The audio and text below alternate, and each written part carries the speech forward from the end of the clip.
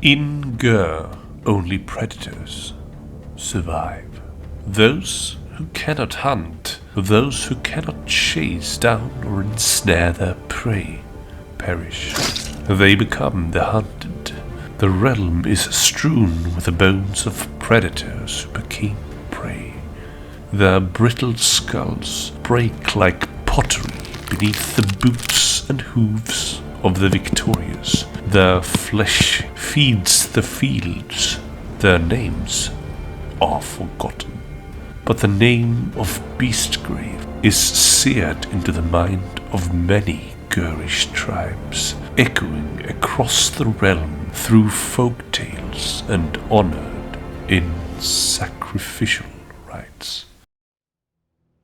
The Katophranes Curse began in the city of Shadespire in Shyish, the realm of death. The rulers of that city were great scholars and masters of lore known as the Katophranes.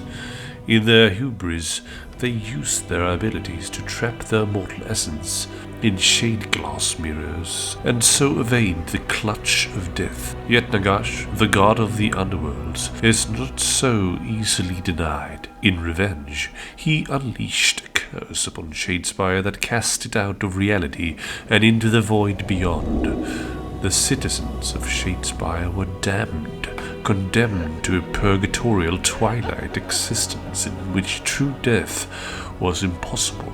For centuries, the Katophranes Curse was confined to Shadespire. Then came the Shyish Necroquake, a magical cataclysm that shook the realms and fractured the enchanted glassworks at Shadespire's heart. Splintering outwards from the mirrored city, cracks in reality spread the Katophranes Curse across the realms. Deep beneath the surface of Beastgrave, telltale fissures appeared. Pallid gaslights spilled out, illuminating grottos that had only ever known darkness, and jagged fault lines spread through the mountain's feral heart. Where the cracks broke ancient amber, there fell light stir the remains trapped within. Once dead monsters writhe free of their splintered prisons to prowl and hunt in the shadows once more.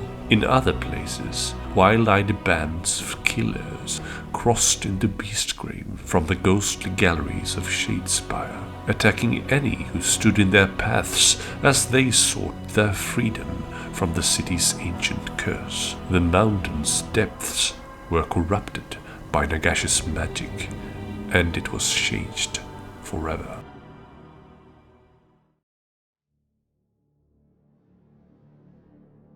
First came the Age of Myth, an era of gods and wonders. Then came the Age of Chaos, when rampaging armies tore down the civilization of mortal kind and the fell power of the dark gods corrupted all.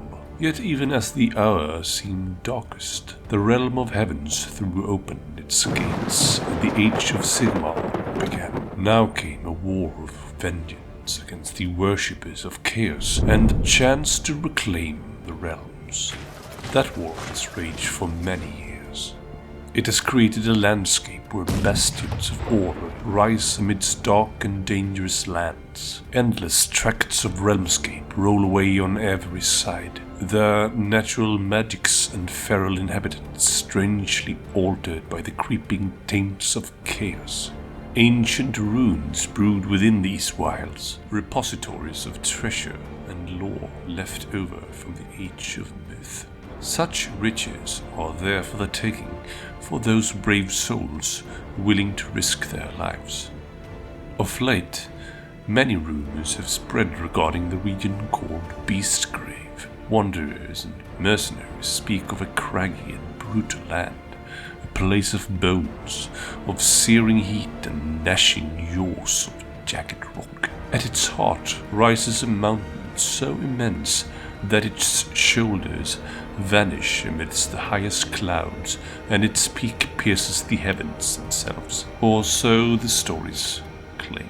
Details vary, becoming ever wilder and more extreme with each retelling.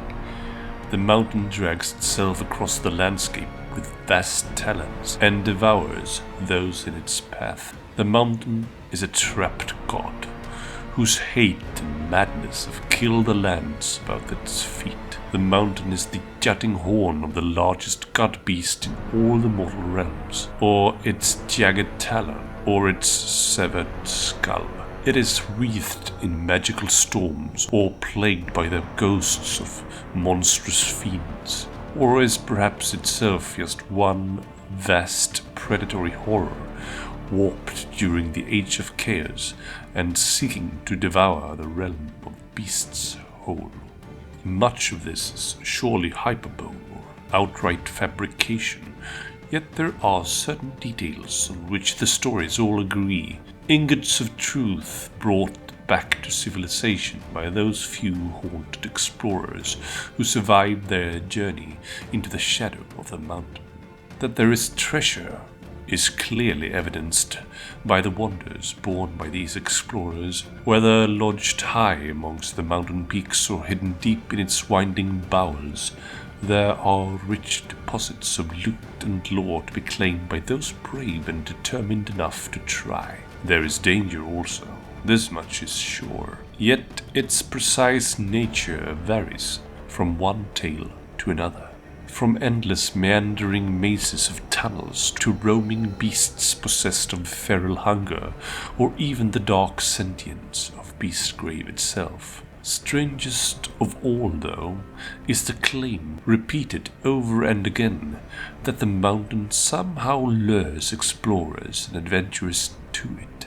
They say that those who seek the mountain do so only once it appears in their dreams, and that it offers whatever its senses will best entice its prey. The avaricious dream of treasure, the warlike hear the distant clash of battle, echoing from deep within the mountain's tunnels. The wise pursue lost lore etched into the deepest cavern walls, while keen hunters come in search of great subterranean quarry.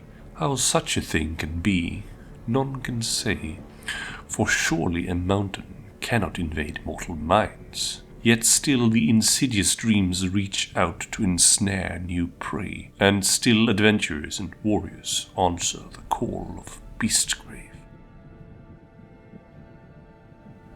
None now living know who, or indeed what, the silent people truly were.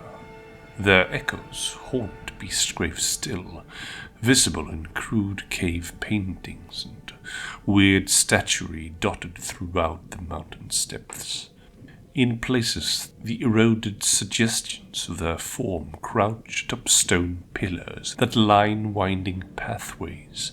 In others, their graven faces can be seen in the arched lintels of collapsing portals, the cracked remains of their features all the more eerie for the incomplete mosaics they form.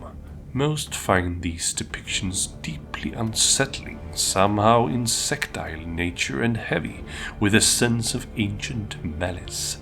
Some claim that they have seen the statues twitch or settle, catching the subtle movement in their peripheral vision. Others whisper of a constant feeling of being watched, or claim to have heard scrabbling, clicking sounds, glottal pops and shivering hisses that carry through the dark beyond their torches' light. Was it the silent people who dug the labyrinth of tunnels through Beastgrave? Did they gather the treasures heaped in its depths? Did they serve the mountain, or ally themselves to it? Or were they, in fact, its masters?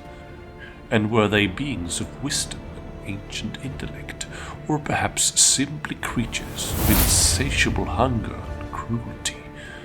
There are no answers about these strange beings, only a list of disquieting questions.